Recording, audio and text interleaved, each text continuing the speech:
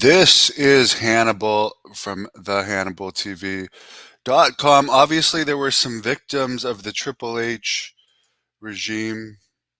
He's brought back people like the tag team um, from Karrion Kross's group that I don't even remember their names. They didn't wrestle a single match in the time they were released from WWE, but he has released Jinder Mahal, who first signed with WWE in 2009, recently did a successful vignette with The Rock, and then had a back and forth with Tony Khan. And I was thinking at the time of that, is it wise to have a back and forth with Tony Khan?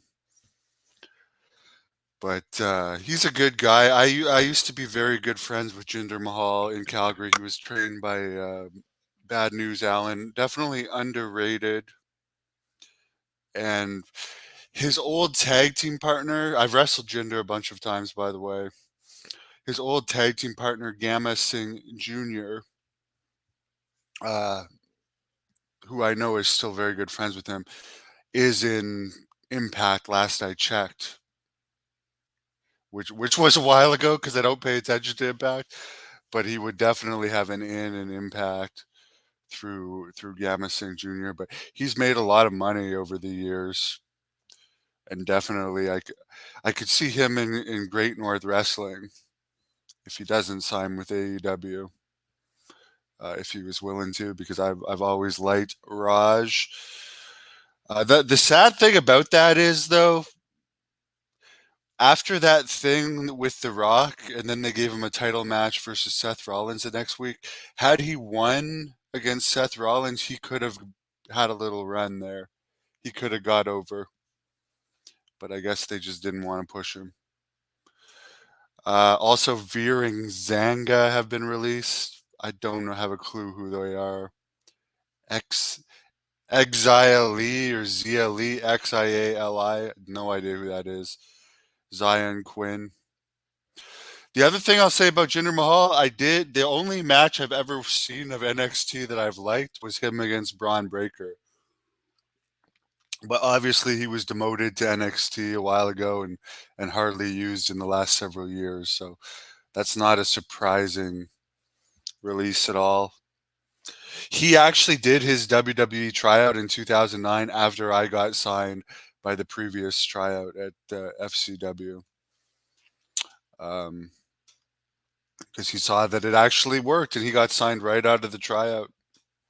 Had a run with that 3MB with Heath Slater, Drew McIntyre. That didn't work. He was released for a while, very short period of time. Then they brought him back with a monster push, gave him the title.